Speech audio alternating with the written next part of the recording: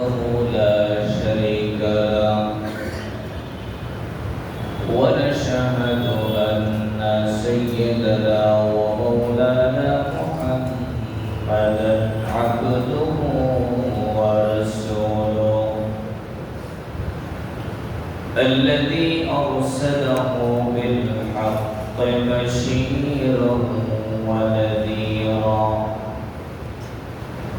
وداعيا إلى الله بإذنه وسراجا منيرا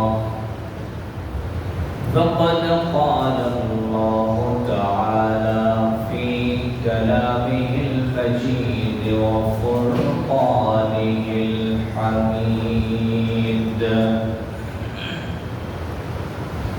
أعوذ بالله من الشيطان الرجيم بسم الله الرحمن الرحيم وقال الذين كفروا لرسلهم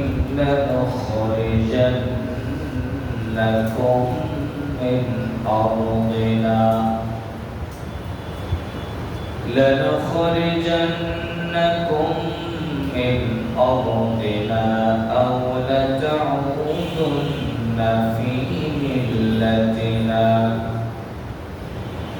فأوحى إليهم ربهم لنهلكن الظالمين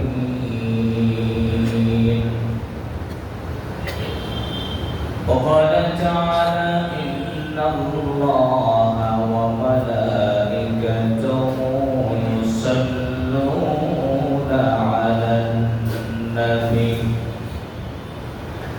يا أيها الذين آمنوا صلوا عليه وسلموا تسليما اللهم صل على محمد وعلى آل محمد كما صليت على إبراهيم وعلى آل إبراهيم إنك حميد مجيد اللهم بارك على محمد وعلى آل محمد كما باركت على إبراهيم وعلى آل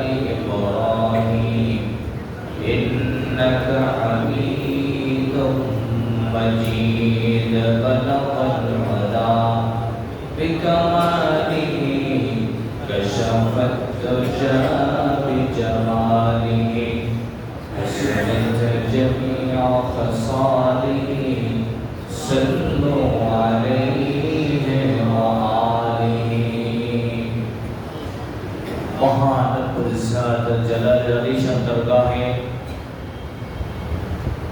অসংখ্য অগণিত শুকর গুজার করছি যে মহান মালিক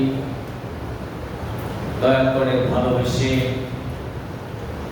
সুস্থ রেখে আল্লাহ পাক পৃথিবীর শ্রেষ্ঠ জায়গা আল্লাহর ঘর মসজিদ পর্যন্ত আসার বসার তৌফিক দান করেছেন অন্তর স্থান থেকে হৃদয়ের সবটুকু আবেগ উজাড় করে কালিমাতুশ শুকর করছি আলহামদুলিল্লাহ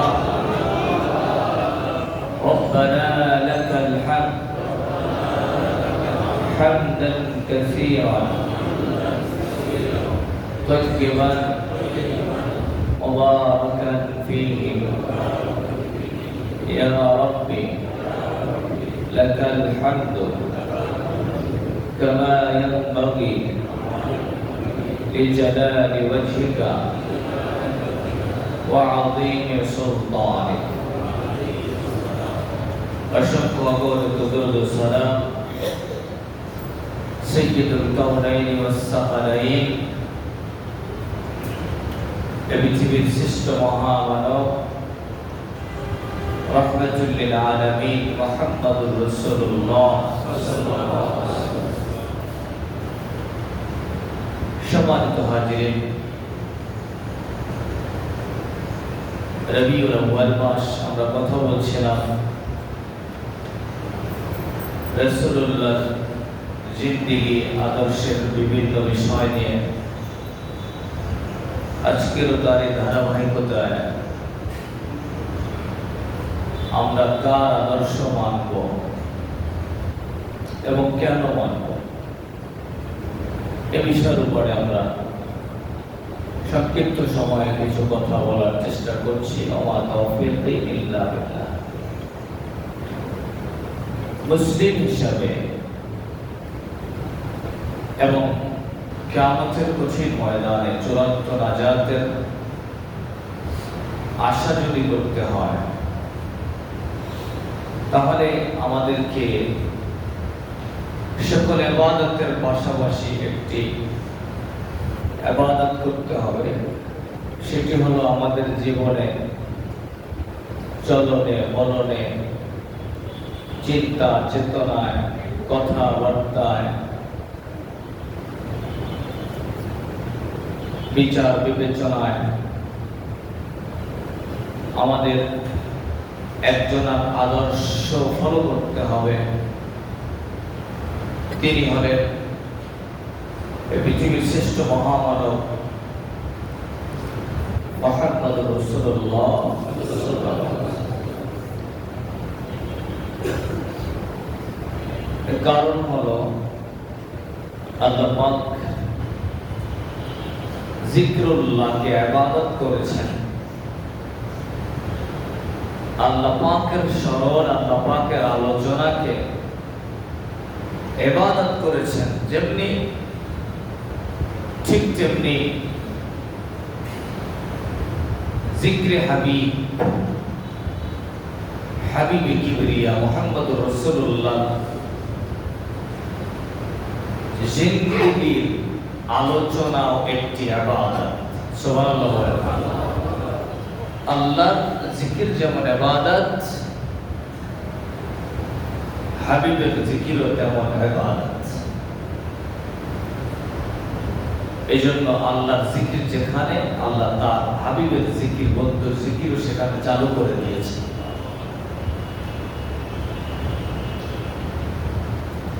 এই জন্য আল্লাহ রাসূলের জিন্দেগির আলোচনা, স্মরণ করা,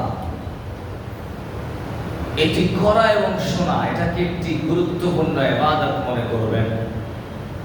জিন্দেগিতে এমন একটি ইবাদত যদি আল্লাহ কবুল করে, হতে পারে কিয়ামতে নাজাতের ফয়সালা হয়ে যাবে। নাজাতের ফয়সালার জন্য অনেক বেশি কবুলিয়তের দরকার নেই। জিন্দেগিতে আল্লাহর পছন্দের একটি ইবাদত যদি থাকে, আল্লাহ ওটা দিয়েও নাজাতের ফয়সালা করতে পারে। সুবহানাল্লাহ। আল্লাহর পছন্দের, যেমন আল্লাহর পছন্দের সেটা। তা আমরা সেই আল্লাহ যেমন তার হাবিবের জিকির পছন্দ করছেন, আমরাও হাবিবের জিকির পছন্দ করে ইবাদত মনে করি। আল্লাহর সন্তুষ্টির জন্য তার আলোচনা করছি এবং শুনছি। সম্মানিত হাজিরিন, হাবিবের জিকির যে দরুদ, যেটা আমার আল্লাহ নিজেই করেন, আমরা আলোচনা করছিলাম রাসূলুল্লাহর জীবন নিয়ে। আমরা কার আদর্শ মানব? তার আদর্শ মানব। কেন তার আদর্শ মানব?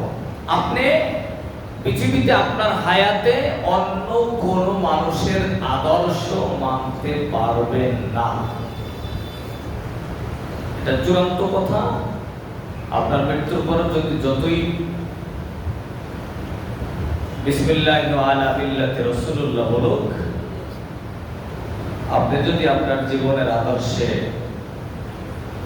রাসূলের আদর্শ ছাড়া অন্য কোন তন্ত্র মন্ত্র বাদের আদর্শ লালন করেন, সে আদর্শের স্লোগান দেন, আদর্শ আন্দোলন করেন, আপনার কোন ইবাদত দিয়ে রাসূলুল্লাহ দলভুক্ত হওয়া যাবে না। অন্তরকে সাফ করতে হবে। রাসূলের প্রেম, রাসূলের ভালোবাসা পৃথিবীর সব কিছুর ঊর্ধ্বে থাকবে। পৃথিবীর সব ছাড়তে পারি, আমি আমার চাকরি ছাড়তে পারি, সম্পদ ছাড়তে পারি, পরিবার ছাড়তে পারি, সমাজ ছাড়তে পারি, সমাজের চলমান আদর্শকে আমি বিলীন দিতে পারি, আমি আমার দল ছাড়তে পারি, মত ছাড়তে পারি, কিন্তু আমি আমার রাসূলুল্লাহর আদর্শকে ছাড়তে পারি না। এটা যদি আপনি পারেন, এটা হবে একজন মুমিনের গুণ। শুধুমাত্র সালাত আর মসজিদে আসাই রাসূলের আদর্শ নয়। কেন আমরা তার আদর্শ মানব? সবার তো হাজির, তো ভালো করে খেয়াল করবেন। পৃথিবীতে আল্লাহর রাসূল প্রায় 1500 বছর আগে এসে পৃথিবী থেকে বিদায় নিয়ে চলে গেছেন। তিনি মৃত্যুবরণ করেছেন। রাসূল নবীরাও মরে মারা যায়। ইন্নাকা মাইয়িতুন ওয়া ইন্নাহুম মাইয়িতুন। আল্লাহ পাক তার নবীকে বলেছেন, তারা যেমন মরে আপনিও তেমন মরে যাবেন, আপনারও মৃত্যু আছে। পার্থক্য হলো সবার মৃত্যু আর নবীর মৃত্যু সমান নয়। নবীরা মৃত্যুর পরে নবীদের দেহকে পৃথিবীর মাটির জন্য হারাম করে দিয়েছেন আল্লাহ সুবহানাল্লাহ। এজন্য সমস্ত নবীরা খবরে আপনি রজব পাক থেকে আপনি যদি তুলেন, আমার নবীজির লাশ মোবারক যেমন করে রাখা ছিল এমনই পাবেন। সুবহানাল্লাহ, এমনই পাবেন। এটা হাদিস বুখারী। আল্লাহ গোটা পৃথিবীর মাটির জন্য পয়গম্বরদের দেহকে হারাম করে দিয়েছে। পার্থক্য এটা, আমার আপনার এই 1500 বছর আগের লাশ উঠাইলে কিছু পাওয়া যাবে কবর খুঁজলে? আর সমস্ত পয়গম্বরদের কবর খুললে আপনি তেমনই পাবেন। এটাই পার্থক্য। আর পার্থক্য হলো আল্লাহ পাক রব্বুল আলামিন স্পেশালি আমার নবীজির রওজা মুবারকে পৃথিবীর যে কোনো প্রান্ত থেকে তার কাছে খবর পৌঁছে যায়, দরুদ পৌঁছে যায়, তবে নবীজি রওজা থেকে কোথাও উঠে আসেন না। বুঝেন তো? কথা বুঝতে হবে, ক্লিয়ার হতে হবে। নবীজি রওজা মুবারক থেকে কখনো উঠে আসেন না। নবী স্বপ্ন যোগে দেখা দেয়। কেউ যদি নবীকে স্বপ্নে দেখে, এটা সত্য, এটা সত্য। নবীকে স্বপ্নে দেখা যায়, এটা সত্য। স্বপ্ন যোগে নবী দেখা দিন, কিন্তু নবীজি কখনো কোনো মজলিসে সরাসরি আসেন, সশরীরে হাজির নাজির নবী নয়। হাজির নাজির কে? আল্লাহ। হাজির নাজির কে?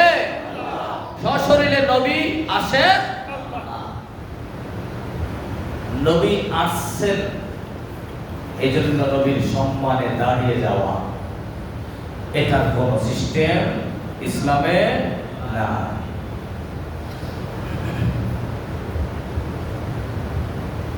নবী জিন্দা নবী, অনেকে বলে জিন্দা নবী মানে হলো নবীজির রূহ জিন্দা, নবীজির পাওয়ার জিন্দা, নবীজির জাসাদ জিন্দা না। নবীজি আমাদের মতই মৃত্যু, নবীজি আমাদের মতই মৃত্যু। আপনি এটা মনে করতে পারবেন না যে নবীজি রওজা মুবারকে এমনিতেই জীবিত অবস্থায় শুয়ে আছে, এটা আপনি মনে করতে পারবেন না। উনি যখন তখন উঠে রওজা থেকে যে কোনো জায়গায় চলে যায়, এটা মনে করা যাবে না। আমাদের আশেপাশে অনেকেই আকীদা লালন করে যে নবীজি উঠে তার কাছে চলে আসে। এজন্য কোন কোন জায়গায় চট্টগ্রামে নবীর জন্য একটা আলাদা আলিশান চেয়ার রেখে দেয় মিলাদ পড়ার সময়। বুঝছেন তো কথা, যে নবী এসে এখানে বসবে। নাউজুবিল্লাহ বলবেন না?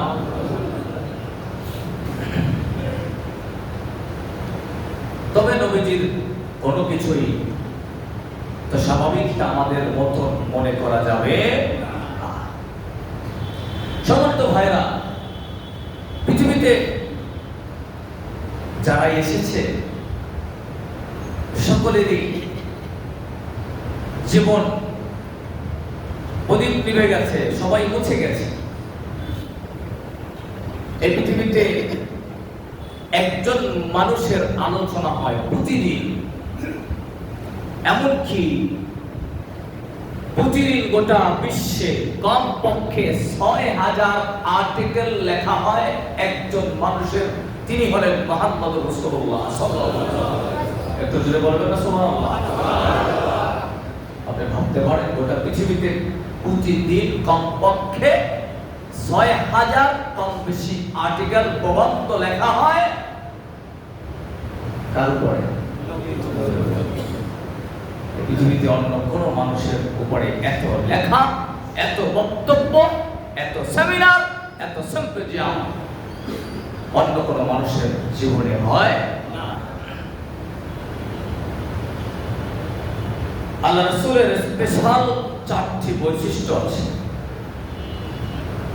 তার মধ্যে সবচেয়ে একটি স্পেশাল বৈশিষ্ট্য হলো আপনি গোটা পৃথিবীতে এমন কোন মানুষ পাবেন না, এমন কোন মনীষী পাবেন না যার জীবনের 24 ঘন্টা প্রত্যেকটা মুহূর্ত, জন্ম থেকে মৃত্যু পর্যন্ত, জন্মের আগেরটা এবং পরেরটা আলোতে অন্ধকারে প্রত্যেক মুহূর্তের সবকিছু রেকর্ড আছে, স্টোরি আছে। আপনি দেখাতে পারবেন? কথা বলেন না কেন? পৃথিবীতে কোনো মানুষের, একজন মানুষের, আপনি যে কোনো একজন মানুষের চিন্তা করেন নবীজি ছাড়া, তার জীবনের প্রত্যেকটা মুহূর্তের হিস্টোরি আপনি জানেন? জানলে যে আপনি থুতু পারবেন। কথা বলে ঠিক কিনা? আপনি যদি আমার জীবনের প্রত্যেকটা মুহূর্তের হিস্টোরি আপনি জানেন, আপনি আমার আলোচনা শুনবেন না, আপনি আমার ঘৃণা করবেন। বাস্তবতায় না, আমি মানুষ, এটা সম্ভব না। আমার জীবনের দিনের আলোতে, রাতের অন্ধকারে যা আছে সবকিছু আপনার কাছে প্রকাশ করার সাহস আমার নাই। পৃথিবীর কেউ পারবে কিনা? কিন্তু 1500 বছর আগে আমার নেতা মুহাম্মদুর রাসূলুল্লাহ সাল্লাল্লাহু আলাইহি ওয়াসাল্লাম স্পষ্ট ঘোষণা করেছে, আমার সাহাবীরা আমার দিনের আলোতে, রাতের অন্ধকারে তোমরা যা দেখেছো সব কিছু আমার উম্মতের জন্য প্রকাশ করে দাও। সুবহানাল্লাহ। এত বড় সংস্কার আছে।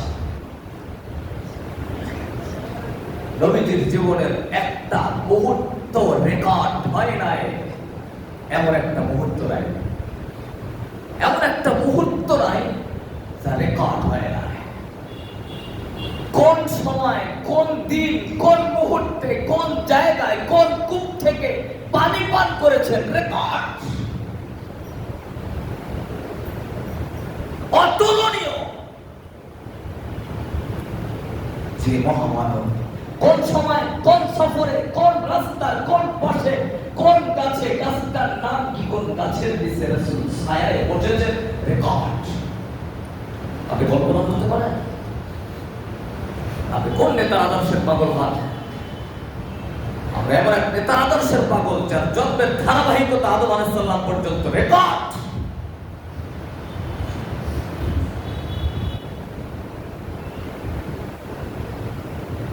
যে মানুষটা কোথায় থুতু ফেলেছেন, এটা রেকর্ড।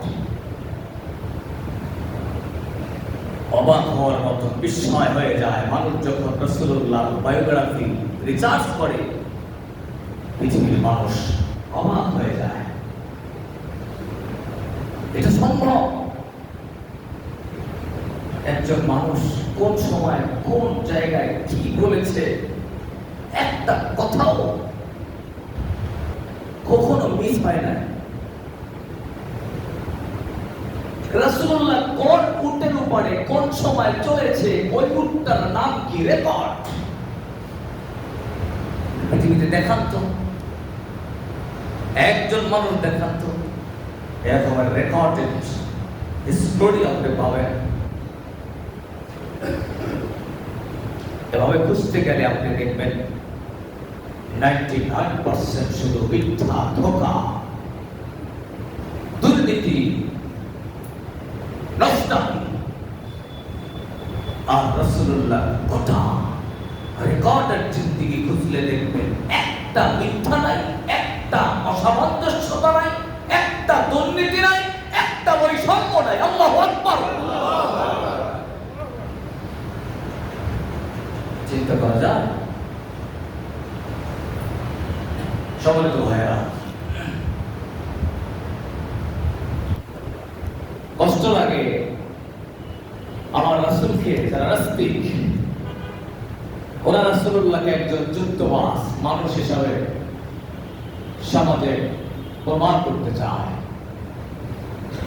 হ্যাঁ, কেউ কেউ তো রাসূলকে সন্ত্রাসী হিসাবে উপস্থাপন করে।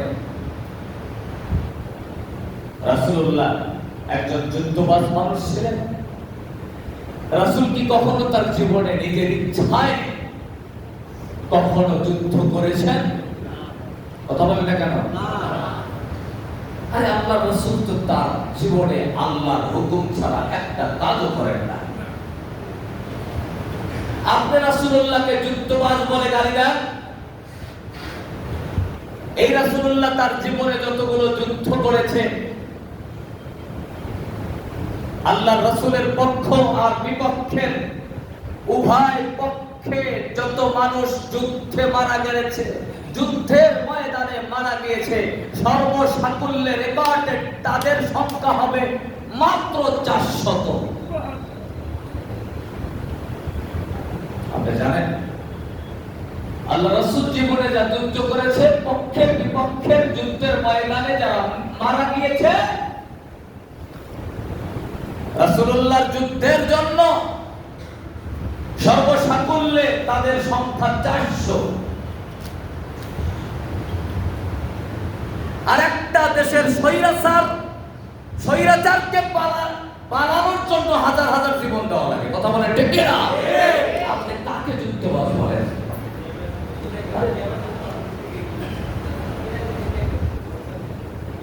কথা বলছেন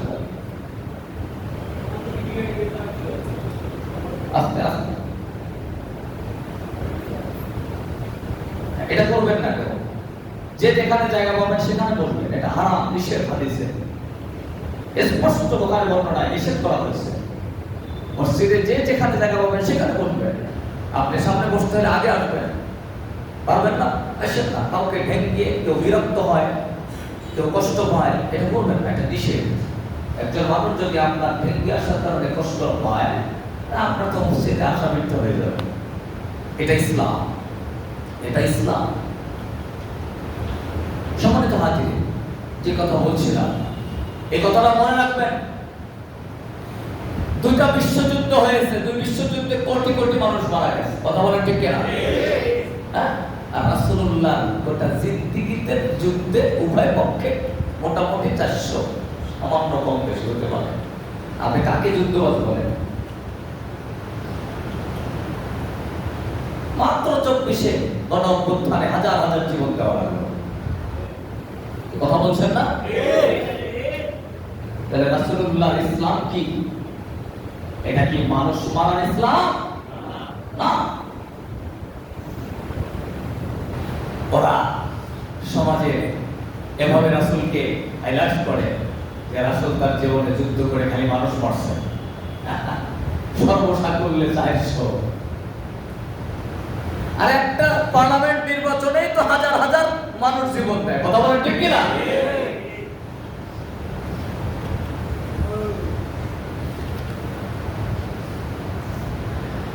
সম্মানিত হাজিরিন,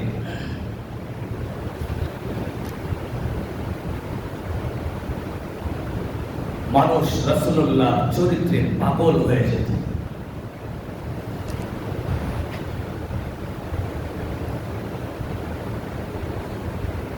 আল্লাহ রাসূল এমন একটা সমাজে জন্মগ্রহণ করেছেন,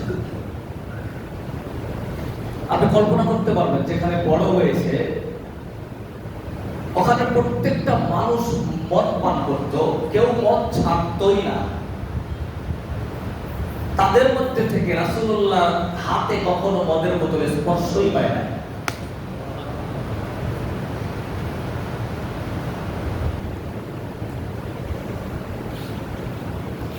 নবীজি যখন জন্ম হয়েছে আল্লাহ রাসূল 4 জন মহিলার দুধ পান করেছে। কয়জন বলেন? মনে থাকবে? 4 জন। একজন তার মা আমেনা, আর একজন দাসী সুয়াইবা, এটা আবুল আহাবের দাসী ছিল। পাশাপাশি ঘর। বুখারীর কিতাবুল নিকার মধ্যে একটা হাদিস আছে, হযরত আব্বাস রাদিয়াল্লাহু তাআলা রাসূলুল্লাহর চাচা, উনি স্বপ্নে দেখছেন আবুল আহাবকে। স্বপ্নের মধ্যে আব্বাস জিজ্ঞাসা করে, ইয়া আবুল আহাব, তুমি কেমন আছো ভাই? তোমার সাথে কেমন আচরণ করা হচ্ছে? তুমি তো ঈমান নিয়ে মরতে পারো না। স্বপ্নের মধ্যে আবুল আহাব বলছে, ভাই দুর্ভাগ্য আমার, আমি ঈমান নিয়ে মরতে পারি না। আল্লাহ আমার সাথে জাহান্নামের বড় কঠিন আযাবের আচরণ করছে, আমি বড় কষ্ট পাচ্ছি। সবসময় আমার আযাব হয়, ভয়ঙ্কর আযাব, আমি সহ্য করতে পারি না। তবে ইল্লা শুধুমাত্র একটা দিন আল্লাহ পাক রব্বুল আলামিন আমার জাহান্নামের আযাবটাকে হালকা করে দেয়, আর আমার আঙ্গুলের মাথায়, ডান হাতের শাহাদাত আঙ্গুলের মাথায় আল্লাহ এক ফোঁটা মধু দেয়। ওই মধুটা আমি খাই, আমার শান্তি লাগে। জোরে করে আল্লাহু আকবার।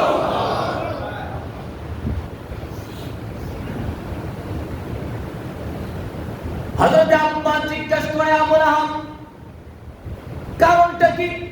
সোমবার দিন কেন আল্লাহ তোমার আযাব ihsan করে দেয়, আসান করে দেয়, আঙ্গুলের মাথায় মধু লাগায়? আবুল আহাব ডাকতে বলে, ভাই আব্বাস, সকালবেলা, সোমবার দিন সকালবেলা আমার দাসী দৌড়াইয়া এসে বলে, মনিব রে, আপনার ভাতিজা হয়েছে, আব্দুল্লাহ সন্তান জন্মগ্রহণ করেছে। আমি আমার ভাতিজা তো নবী হবে আমি চিন্তা করি না। আমার এতিম ভাতিজা হয়েছে, তার বাবা নাই। আমি আমার ভাতিজার জন্মের দিন খুশি হইয়া আমি শাহাদাত আঙ্গুল ইশারা দিয়ে আমার দাসীকে বলছিলাম, যা তুই আমার ভাতিজার সংবাদ দিয়েছ, আমি খুশি হইয়া তোরে আজাদ করে দিলাম, তুই আমার ভাতিজারে দুধ পান করাইয়া, আমার ভাতিজারে দুধ পান করাইয়া। এই দাসী আমার রাসূলুল্লাহকে দুধ পান করিয়েছে। সুবহানাল্লাহ বলবেন না? 2 জন মহিলা আল্লাহ রাসূলের জন্মে খুশি হয়ে একজন দাসীকে মুক্তি দেওয়ার কারণে, আঙ্গুলের ইশারা দেওয়ার কারণে জাহান্নামের আগুনের মধ্যে সোমবার দিন আঙ্গুলের মাথায় মধু পায়। একটু চিৎকার মেরে কোন আল্লাহু আকবার। আপনি ওই নবীর আদর্শ ছাড়া আলফার মানুষের বানোয়াটি আদর্শের জন্য আপনি মানুষ মারেন, আপনি নবীদের সাফায়াত পাবেন না। কথা বলেন ঠিক কি না?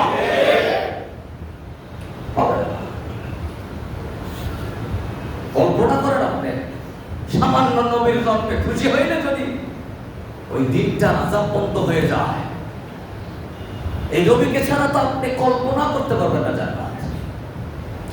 আরেকজন দুধ পান করানো মহিলা হালিমাতুস সাদিয়া, আরেকজন মহিলা, এই নামটা ইতিহাসে আসে নাই। হালিমাতুস সাদিয়া তায়েফে নিয়ে গেছিল রাসূলকে ঘুরতে।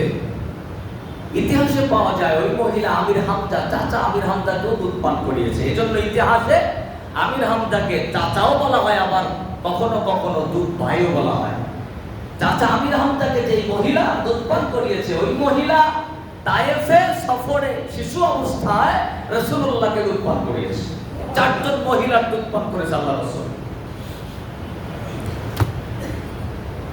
আমার রাসূল ছিল বিশ্বাসী, সাদিকুল আমিন।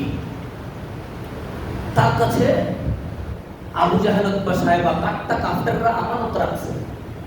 যখন হিজরত করবে, হিজরতের দিন আমানতগুলোকে জমা রাখছে আলীর কাছে, দিয়ে বলছে, আলী আমার বিছানায় শুয়ে থাকবে, তুমি আমার আমানতগুলো রাখবে, কাল সকালে এগুলো পৌঁছিয়ে দিবে, যার যার বাড়িতে প্রত্যেকটা পোটলায় নাম লেখা আছে তার বাড়িতে গিয়ে পৌঁছাইয়া দিবে। সুবহানাল্লাহ বলবেন না? এই নবীর আদর্শ যারা পালন করে, ইউনিভার্সিটির ক্যাম্পাসের ছাত্ররাও তাদেরকে চিনতে পারে। কথা বলেন ঠিক কিনা? এদের কাছেই নারী পুরুষ ছাত্র ছাত্রী নিরাপদ। আল্লাহু আকবার।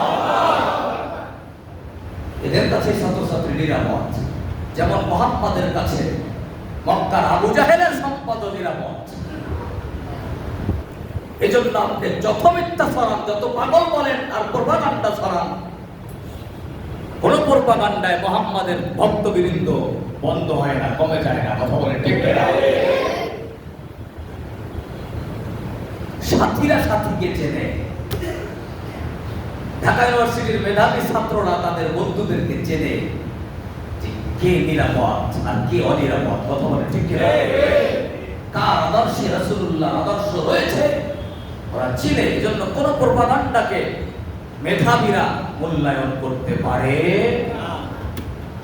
প্রমাণ দিয়েছে। আগামী দিনে এই বাংলাদেশে প্রমাণের সুযোগ এসেছে। এই জাতি প্রমাণ দিবে যে সত্য বলা যায়, সত্যকে সমর্থন করা যায়। এটাকে কোনো মিথ্যা দিয়ে সত্যকে ধামাচাপা দিয়ে রাখা যায় না। কথা বলে ঠিক কিনা?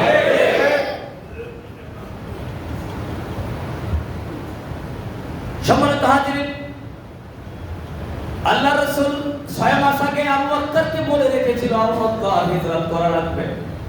এই আবু জাহেলের বাচ্চারা কাফেররা বলেছে, وقال الذين كفروا لرسلهم لنخرجنكم من أرضنا أو لتعودن في ملتنا فأوحى إليهم ربهم لنهلكن الظالمين. বলেন আল্লাহু আকবার। আল্লাহ পাক বলেন সূরা ইব্রাহিম 13 নম্বর আয়াত থেকে, কাফেররা বলছে, তাদের রাসূলকে তারা বলছে যে আমাদের এই জমিন থেকে তোমাদেরকে বের করে দেব, হয়তোবা তোমরা আমাদের দলে আসবে, আমাদের দাওয়াত দিবে, আমাদের কথা মতন চলবে, না হয় তোমাদেরকে দেশ থেকে বের করে দেব। এই কথাগুলো সব নবীর উম্মতরা, সব নবীর রাসূলকে বলেছে। আমার আল্লাহ বলছে তেমনি ভাবে মুহাম্মদুর রাসূলুল্লাহকেও বলেছে। খালি বলেই শেষ করে না, আমাদের দলে আসো, এই দিব সেই দিব, না আসলে মাইরা ফেলবো, দেশ থেকে বের করে দিব। কথা বলেন ঠিক কিনা? এর চূড়ান্ত প্রমাণ রাসূল হিজরত করতে বাধ্য হয়েছে। আবু বকরকে দেয়া একটা নক দিয়েছে দরজায়। আবু বকর বলে লাব্বাইক ইয়া রাসূলুল্লাহ। আবু বকর তুমি কি ঘুমাও নাই? বলে ইয়া রাসূলুল্লাহ 6 মাস আগে আপনি একবার বলেছিলেন, ওই দিন থেকে আমি আবু বকর বিছানায় পিঠ লাগাই নাই। আপনি এসে 2 বার যদি ডাকতে হয় আমাকে, আমি আবু বকর আল্লাহর কাছে জবাব দিতে পারবো না।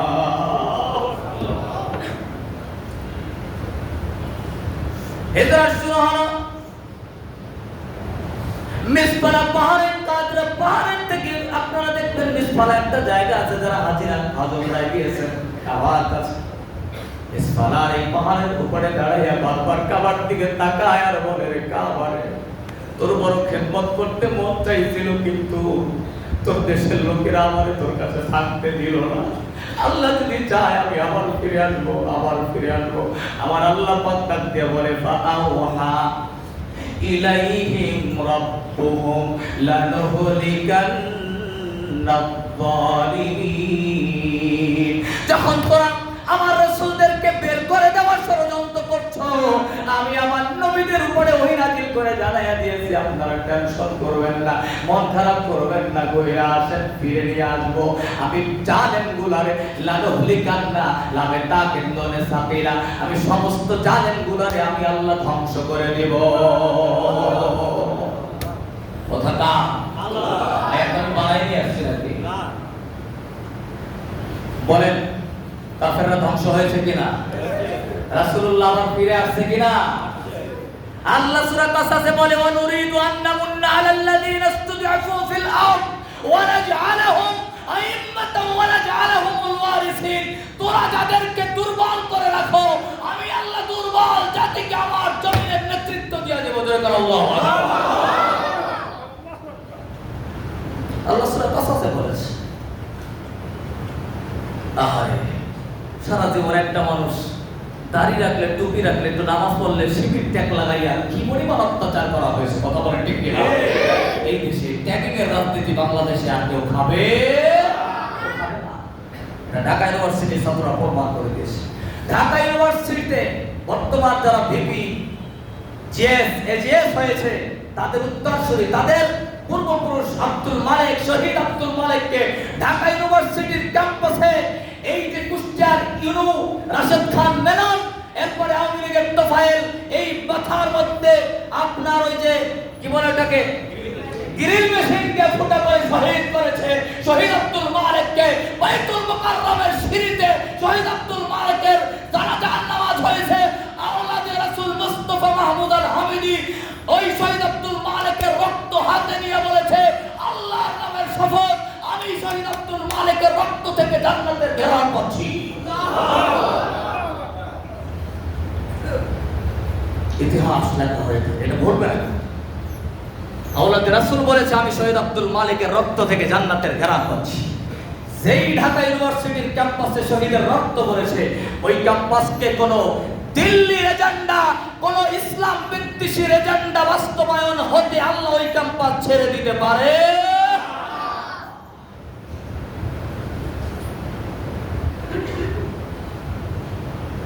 আল্লাহ পাক দুর্বলদেরকে জমিনের দায়িত্ব দিবেন, আল্লাহর কথা। সম্মানিত হাজিরিন, আল্লাহ রাসূল চলে যাচ্ছে হিজরাতে। আর একটা সাপ দেখার জন্য পাগল হয়ে গেছে।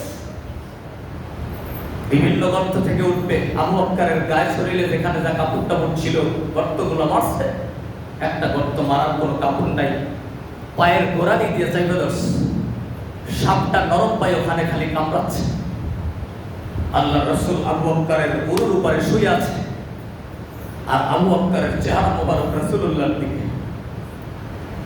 বিষাক্ত সাপ কামড়াচ্ছে, মরুভূমির বিষাক্ত সাপ, পাহাড়ের। হযরত আবু বকরের চেহারা মোবারক, শরীরটা লাল হয়ে গেছে, কষ্টে অজান্তে চোখ দিয়ে টপটপ করে পানি পড়তেছে। এক ফোঁটা পানি রাসূলুল্লাহর চেহারা মোবারকে পড়ছে। আল্লাহ রাসূলের ঘুম ভেঙে গেছে। আল্লাহ রাসূল ডাকতে বলে, আবু বকর কি ব্যাপার, তুমি কাঁদছো কেন? বলে, ইয়া রাসূলুল্লাহ এই ঘটনা, তুমি আমাকে বলো না কেন? এতক্ষণ আমাকে জাগালে না কেন? ইয়া রাসূলুল্লাহ আমি যদি আপনাকে জাগাই আপনি কষ্ট পাবেন, আপনার ঘুমে ব্যাঘাত ঘটবে, এই জন্য আমি আপনাকে জাগাই না। আল্লাহ রাসূল মুখে লালা মোবারক হাতে নিয়ে আবু বকরের সাপের দংশনের জায়গাটায় লাগাইয়া দেওয়ার সাথে সাথে আবু বকরের শরীরের সমস্ত বিষ আল্লাহ নষ্ট করে দিয়েছে। আল্লাহু আকবার। ইনি আমার নেতা, আমি তার আদর্শের জন্য পাগল।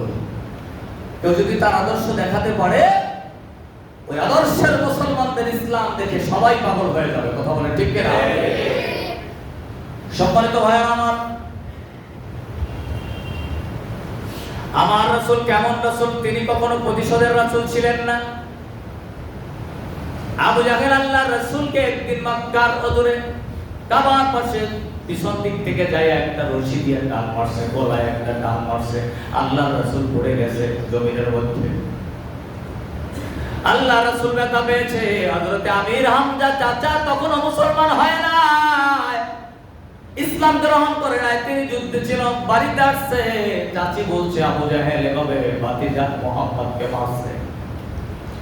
হযরত আমির হামজা যুদ্ধের পোশাক খুলল না, তরবারি ফেললো না, চলে গেল আবু জাহেলের বাড়িতে। যায় বলে, আবু জাহেল কোথায়? আবু জাহেল আসছে, বলেন এত বড় স্পর্ধা তোর আমার ভাতিজা মুহাম্মদকে মেরেছ? বলে হ্যাঁ মেরেছি। হাতে যে তরবারিটা ছিল, তরবারি দিয়া আবু জাহেলের মাথায় একটা আঘাত দিয়েছে, আবু জাহেলের মাথাটা ফেটে গেছে। আমির হামজা রাসূলুল্লাহর কাছে যায়, ভাতিজার মাথাটা কোলের মধ্যে নিয়ে বলছে, ভাতিজা দুঃখ নিও না রে ভাতিজা, এটা মনে করো না তোমার বাবা নাই তাই মনে হয় তোমার সবাই মারবে না। আমি যদি থাকতাম তোমাকে কেউ মারতে পারতো না। ও ভাতিজা কষ্ট নিও না, আমি তোমার বাইরের বদলা স্বরূপ আবু জাহেলের মাথা ফাটাই আসছি। আল্লাহর নবী কয়, চাচা কার মাথা ফাটাইলেন, কার কি করলেন, ওইটা দিয়ে আমারে খুশি করতে পারবেন না রে চাচা, ওইটা শুনে আমি খুশি হব না। আমি রামজা কয় ও ভাতিজা তাহলে কি করলে খুশি হবা, কি করলে খুশি হবা? বলেন চাচা রে, আপনি যদি একবার বলেন লা ইলাহা ইল্লাল্লাহ, লা ইলাহা ইল্লাল্লাহু মুহাম্মাদুর রাসূলুল্লাহ, একবার যদি এক আল্লাহর স্বীকৃতি দেন, ও চাচা গো আমি সবচাইতে বেশি খুশি হয়ে যাব। আর চাচা দেরি করলেন না, ওই জায়গায় আল্লাহর নবীর হাত ধরে বলছে ভাতিজা রে, আর দেরি করবো না, আমার এখনই কালেমা পড়ায় মুসলমান বানায় দাও। এই আমির হামজা উহুদের ময়দানে শহীদ হয়েছে। মুসলমান বাবাজিরা আমার, খুব ভালো করে মনে রাখবেন কথা, আল্লাহর নবী যারা নবীর আদর্শের পাগলদেরকে, নবীর উত্তরসূরিদেরকে বের করে দিতে চায়, তাদেরকে ট্যাগিং করে সমাজের মধ্যে। আল্লাহ পাক বলেন ওয়ালা নুসকিনান্নাকুমুল আরদু মিন বাদিহিম যালিকা লিমান খাফা মাকামি ওয়া খাফা ওয়াঈদ। আর তাদের ধ্বংসের পর আমার জমিনে আমি তাদের দিয়ে আবাদ করাবো, যাদেরকে তারা বের করে দিতে চায় তাদের দিয়ে জমিন আবাদ করাবো। সুবহানাল্লাহ বলবেন না? আর এটা যে পাবে সে পাবে যে আমার সামনে দাঁড়ানোকে, আমার আযাবের ওয়াদাকে ভয় করে। সম্মানিত ভাইয়েরা আমার, মিথ্যা ছেড়ে দেন, সত্যকে মানেন, সত্য বলেন, সত্য বোঝেন। আমি বারবার বলি সাদাকে সাদা বলবেন, কালোকে কালো বলবেন, এটার নাম ঈমান। কথা বলেন ঠিক কি না? আপনি একজন নামাজি অথচ একজন ইসলামওয়ালা, ইসলামী দলের কোন উত্থান দেখলে আপনার চুলকানি হয়, তার মানে আপনার ঈমান নাই। কথা বলেন না কেন? আপনার ঈমান রাসূলুল্লাহ আদর্শের জন্য মানুষ পাগল হয়ে যায় কেমনে? আর আমরা কি করতেছি? মুতার যুদ্ধের ঘোষণা, এক সাহাবীকে পাঠাইছে আল্লাহ রাসূল রোমান সম্রাটের কাছে দাওয়াত দিতে। রোমান সম্রাটের কাছে চিঠি দিয়া আল্লাহ রাসূল পাঠাইছে। রোমান সম্রাট এই সাহাবীকে পেয়ে তাকে হত্যা করে ফেলেছে। আল্লাহ রাসূল ঘোষণা দিয়েছে আল্লাহর হুকুমে এই সাহাবীর জীবনের বদলা নিতে হবে, চলো যুদ্ধ। মাত্র 3000 সাহাবী। কয় হাজার? 3000। 3000-এর মধ্যে সেনাপতি 3 জন, আবার একজন হযরতে যায়েদ বিন হারিসা, আর একজন জাফর বিন আবু তালেব, আর একজন হলো আব্দুল্লাহ বিন রাওয়াহা। 3 জনের নাম বলছে, তোমরা 3 জন সেনাপতি। এরপরে যদি কারো প্রয়োজন হয় তোমাদের মধ্য থেকে কেউ সেনাপতি হয়ে যুদ্ধ চালায় যাবে। সুবহানাল্লাহ। চলে গেছে মোতায়, যাই দেখতেছে 1000 মূল সৈন্য তাদের সহযোগিতা, 1 লক্ষ মূল সৈন্য তাদের সহযোগিতা, আর 1 লক্ষ, টোটাল 2 লক্ষ কাফেরদের সৈন্য। কত লক্ষ?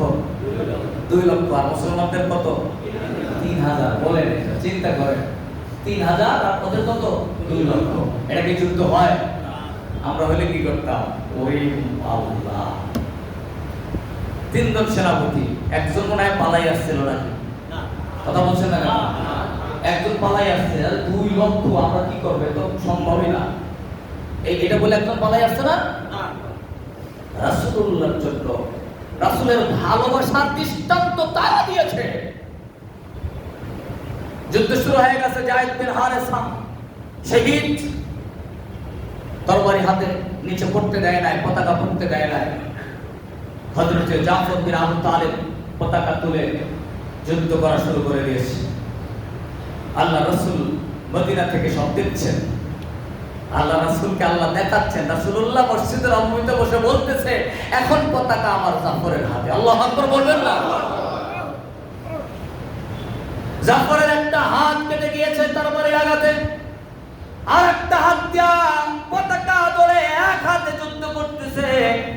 এক কাফেরের তরবারির আঘাতে আর একটা হাত, 2টা হাতে পড়ে গিয়েছে। মুখ দিয়ে হযরতে জাফর বিন আবু তালেব তরবারি পতাকা তুলে রাখছে, মাটিতে পড়তে দিবে না।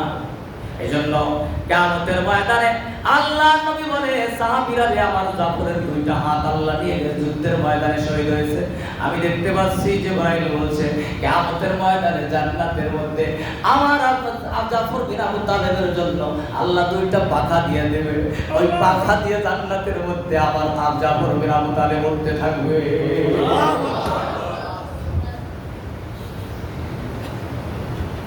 আল্লাহ। হযরত আব্দুল্লাহ বিন রাওয়াহা শহীদ হয়ে গেছে। জাফর বিন আবু তালেব, এর পরে আব্দুল্লাহ বিন রাওয়াহা যুদ্ধ করছে, তিনিও শহীদ, তিনজন শহীদ। এরপরে খালিদ বিন ওয়ালিদ রাদিয়াল্লাহু তাআলা আনহু অঘোষিত সেনাপতি হয়ে যুদ্ধ চালাইয়া তার হাতে মাত্র 12 জন, 3000-এ মাত্র 12 জন সৈন্য শহীদ হইয়া কাফেররা এক পর্যায়ে পালাইয়া যাইতে বাধ্য হয়েছে। তার যুদ্ধে মুসলমানরা বিজয় হয়ে বাড়ি ফিরেছে। আল্লাহু আকবার। আল্লাহ জানায় ইসলাম বিজয়ী শক্তি। এই ইসলাম বিজয়ী শক্তিকে কোন অপশক্তি কখনো দুলিচ্ছাদ করে দিতে পারবে? সেটা হয় আপনাকে নিয়ে অথবা আপনাকে ছাড়া। কথা বলে ঠিক কিনা? আসল ইসলামের পক্ষে থাকে, রাসূলুল্লাহ আদর্শে, রাসূলের জন্মের মাসে রাসূলের আদর্শের পক্ষে থাকি, রাসূলের আদর্শ দিয়া সব জায়গা জয় করি। জোর খাটাইয়া অহংকার করে গর্ব করে আমরা জয় করতে চাই না। মিথ্যা ছড়াইয়া ক্ষমতা দেখাইয়া আমরা কোনো কিছু জয় করতে চাই না। মুসলমানরা জয় করবে রাসূলের আদর্শ দিয়া। কথা বলে ঠিক না? আল্লাহ আমাদেরকে কথাগুলো বোঝা এবং আমল করার তৌফিক দান করুন। আমিন। রাসূলের আদর্শের জন্য সাহাবীরা জীবন দিয়ে দিয়েছে, এরকমের আমাদের সুযোগ হলে আমরা দিতে পারবো তো ইনশাআল্লাহ। হবে এশিয়া মহাদেশে আগে ইসলামের পতাকা বট করে উড়বে। আল্লাহু আকবার বলে। এটা আগামীর দিন লিখে রাখবে সবাই। আগে এশিয়া মহাদেশে অলরেডি সমস্ত অভ্যুত্থান চলছে। নেপালে পালাই গেছে, ভারতে চলছে। আল্লাহ পাক ভারতের জমিনটা, যেই জমিনে লক্ষ আলেম ওলামার রক্ত ঝরেছে, আল্লাহ ওই জমিনটাকে ইসলামের জন্য কবুল করুন। বলেন আমিন। নবীর উত্তরসূরি ওলামায়ে কেরাম শুধু উত্তরসূরি হওয়ার কারণে, নবীর আদর্শের জন্য যে আলেমরা কাজ করবে, কিয়ামতের ময়দানে একটা হাদিস, এই হাদিসটা কয়েক সপ্তাহ আগে কাবার ইমাম এলমের আলোচনা করতে দেয় হাদিসটা বলেছে যে আলেমদেরকে আল্লাহ পাক যখন বিচার করবে শুধুমাত্র নবীজির ভালোবাসায়, নবীর ইজ্জতের কারণে, নবীর উত্তরসূরিদের বিচার করবে আল্লাহ একটা গোপন পর্দায় নিয়ে। পর্দার মধ্যে নিয়ে বলবে এইটা করছো না, আমাকে আল্লাহ জিজ্ঞেস করবে, একজন আলেমকে জিজ্ঞেস করবে এটা করছো। সেদিন আলেমরা সেটা বলতে বাধ্য হবে, মাথা নিচে দিয়ে বলবে হ্যাঁ আল্লাহ আমি এই অন্যায় করছি, এটা করছি। চোখ দিয়ে পানি পড়বে, আল্লাহ পাক বলবে যা আমার নবী হাবিবকে বিরিয়ার ইজ্জতে পর্দার মধ্যে গোপনে তোরে মাফ করে দিলাম। সুবহানাল্লাহ বললাম না? এভাবে আল্লাহ পাক আপনাকে আমাকে বিভিন্ন ওসিলা বুঝবে। অন্তরটাকে ভালো করি, আল্লাহ পাক আমাদেরকে কবুল করুক। সম্মানিত হাজিরিন, আপনারা জানেন এই মসজিদে মিনারের কাজ চলছে অনেকদিন যাবত, আপনাদের বলছি। এর মধ্যে একটা দুর্ঘটনা হয়েছে। এই ব্যানার দেখা দান বাক্সে অনেকে দান করছে। একশোর মনে করছে যে দান বাক্সের কালেকশন ভালোই পড়ছে। কয়েকদিন আগে ফজর আইসা দেখি দান বাক্সের তালা খুইলা চুরি করে নিয়ে গেছে।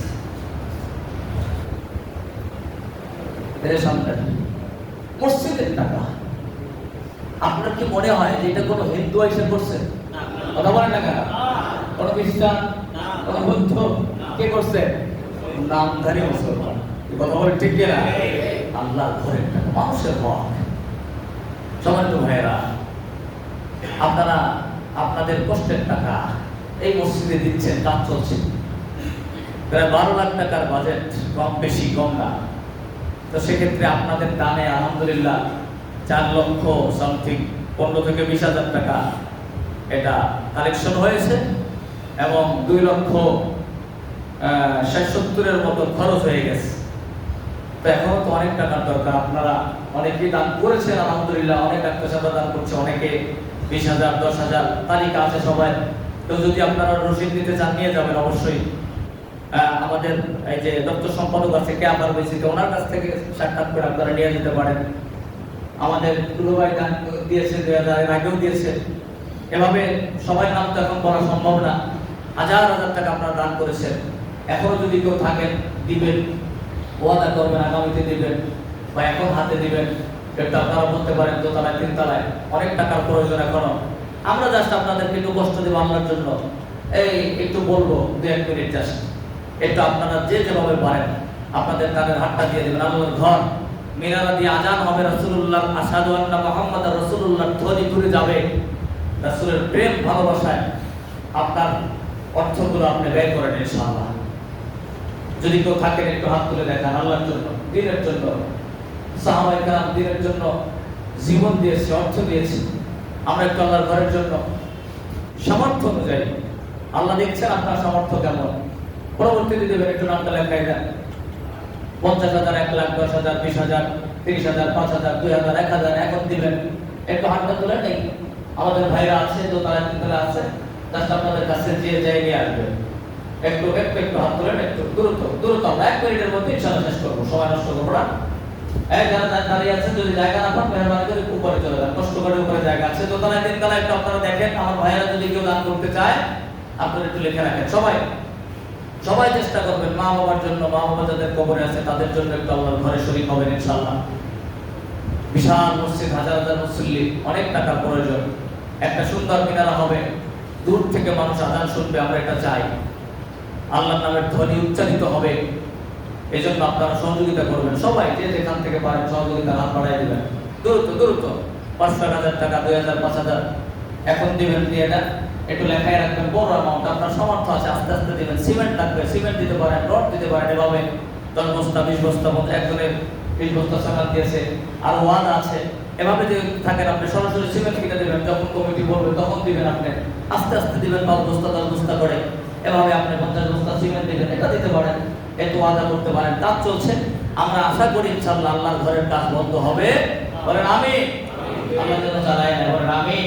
এটা ইনশাআল্লাহ বন্ধ করে চলবে। তা আপনারা, আমরা সবাই সবার জায়গা থেকে আমরা শরীক থাকবো ইনশাআল্লাহ। কেউ যেন আপনারা শরীক ছাড়া থাকেন না। অনেক দূর দূরান্ত থেকে আসেন, আপনারা ওই মিনারের সাথে 1-5 টাকা 10 টাকা হইলেও শরীক থাকবেন ইনশাআল্লাহ। দ্রুত করেন, দ্রুত। আল্লাহ সবাইকে কবুল করুক। হ্যাঁ, দ্রুত ভাই, দ্রুত। যারা তুলছেন একটু খেয়াল করে দেন। আমরা এখন একটু আপনারা কষ্ট করে উপরে যান, যারা জায়গা হচ্ছেন না। আমরা এখন দাঁড়া করাবো ইনশাআল্লাহ, তারপরে ভিতরে জায়গা হয়ে যাবে। দ্রুত হাত তোলেন বা দ্রুত একটু হাত তোলেন যারা দান করবেন। আল্লাহ কবুল করুন, সকলের দানকে আল্লাহ কবুল করুন। বলেন আমিন। যারা যে নিয়ত করে দান করেছে বিগত দিনে, এখন করতেছে, করবে, আল্লাহ সবার দানকে কবুল করুন। কিয়ামতের ময়দানে আল্লাহ পাক এগুলো উছিলা করে আল্লাহ রাজাদের ফয়সালা করে দিক। আপনজন যারা কবরে আছে আল্লাহ তাদেরকে মাফ করে দিক। বলেন আমিন।